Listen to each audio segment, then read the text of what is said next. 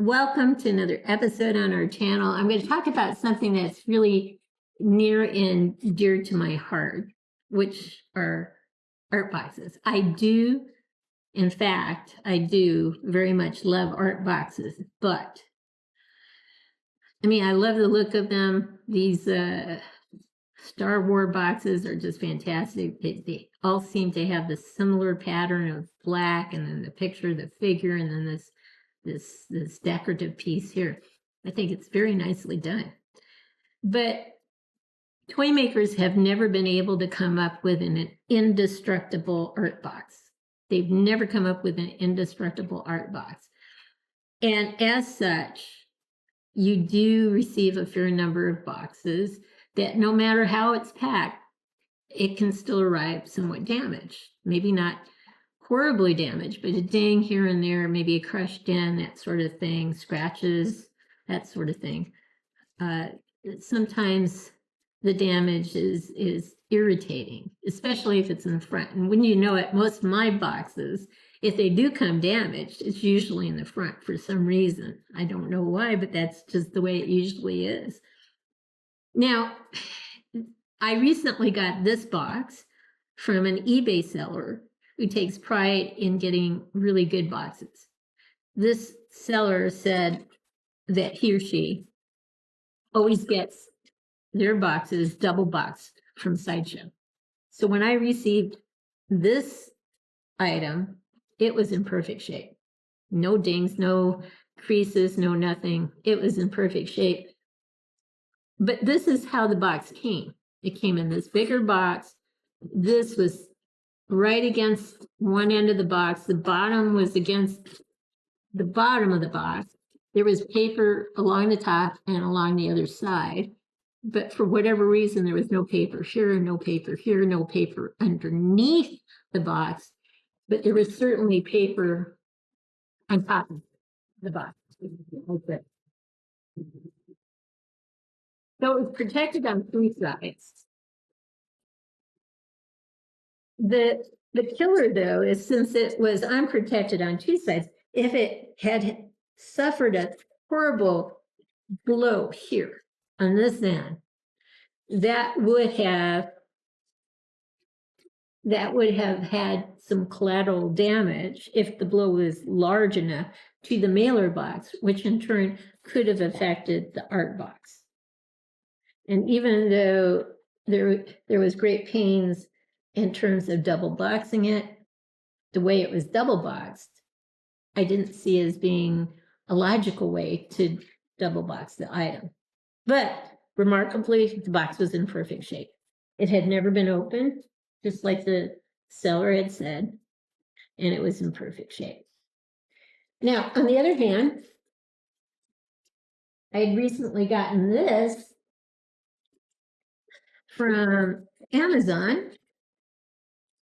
This was a Mr. Z set of figures, and this was impeccably wrapped, protected. It had these plastic air-filled protectors on all six sides, and the ends were completely covered.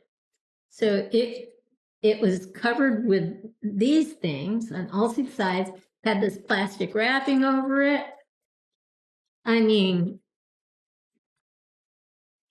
Very nicely packaged, and yet it came damaged. You can see here, there's quite a bit of damage right here, right?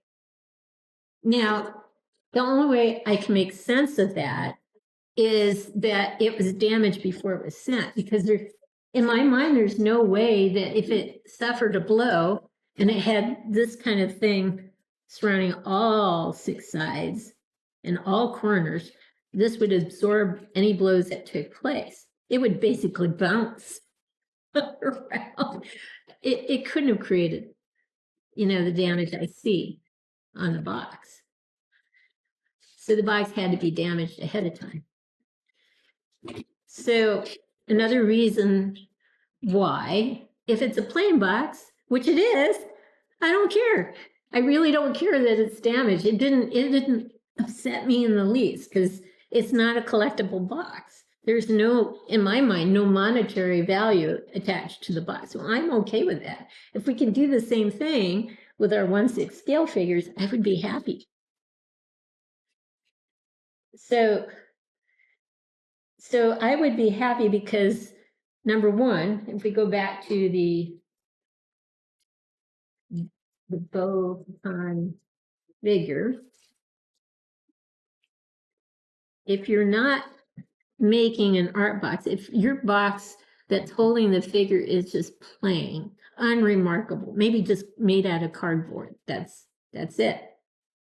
It can go back, it can be recycled. The clamshell can be recycled. There's no monetary value attached to these things. We can recycle these things.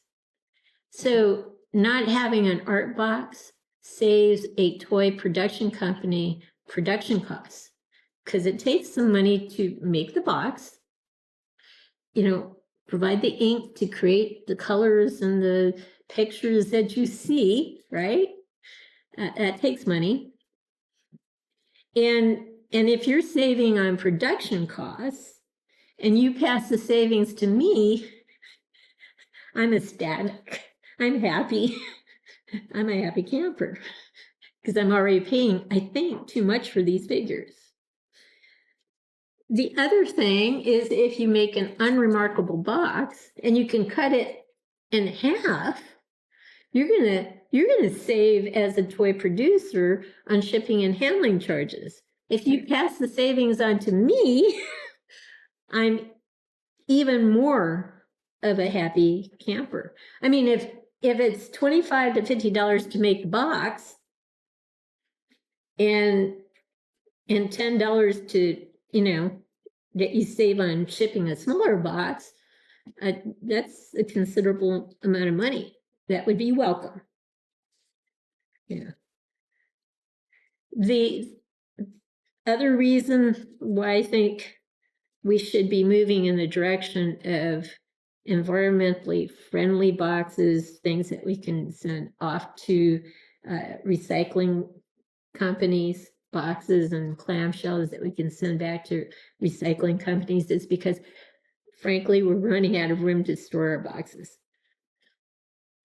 So we're going to get to a point where we have no more room for any more figures, let alone boxes. So if toy companies want us to keep collecting, you shouldn't be increasing costs. You should be reducing costs. And helping us find places to put the things we dearly want to collect. So a plain box, I would be happy with.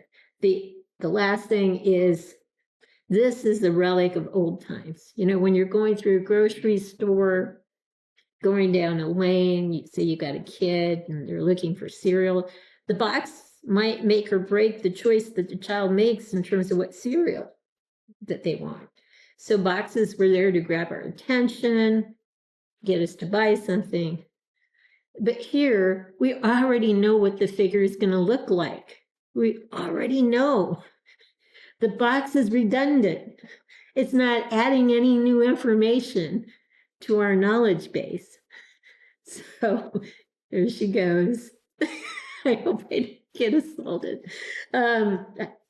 So I guess 4 primary reasons, or just a few primary reasons. 1, art boxes, I do believe they should become unremarkable, not valuable. Tea.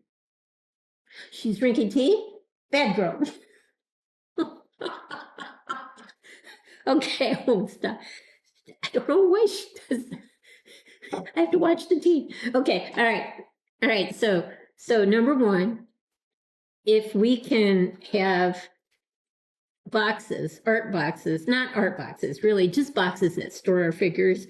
If the boxes come to us that have the figures that we want and they protect our figures and they're plain and they have no monetary value, toy companies are saving money that they can pass on the savings to the consumer. That's number 1.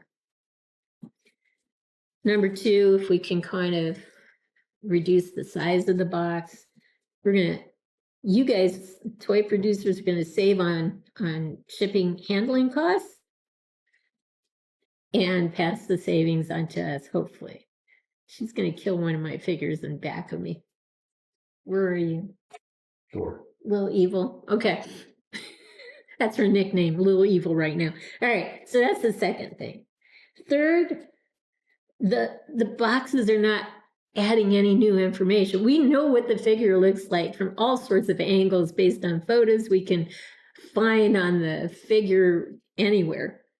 So, yeah, oh, you're trying to keep her interested in you. Okay, not me. So she doesn't jump on me. Okay. Thor's cape. And Thor's cape. Little girl, what are you doing? What are you doing? She's awful. But she's cute. Okay. But the last thing is, of course, room. We're running out of storage space. This will help us because we can send the boxes back to get recycled. We can send the clam shells, the plastic, to get recycled. It just seems to me that that's the way we need to go. That's my 2 cents anyway. So just weigh in on what I've said. Maybe you agree with me, maybe you don't. Maybe you love your art boxes, and actually, I wouldn't blame you if you do. But for me, they're becoming unnecessary to me, especially if that can reduce the price of the figure. So I hope you've liked what you've heard. I'm going to try to create a petition to get, if there's enough support from you guys, try to create a petition and try to get the attention toy makers to consider this idea. So I hope you've liked what you've heard, or it's stimulated your thinking, or confirmed or disconfirmed something. Regardless of what side of the fence you fall, it would just be nice to hear your thoughts. So if you've liked what you've heard, though, consider giving us a thumbs up and subscribing to our channel. In the meantime, everyone, please have a great day.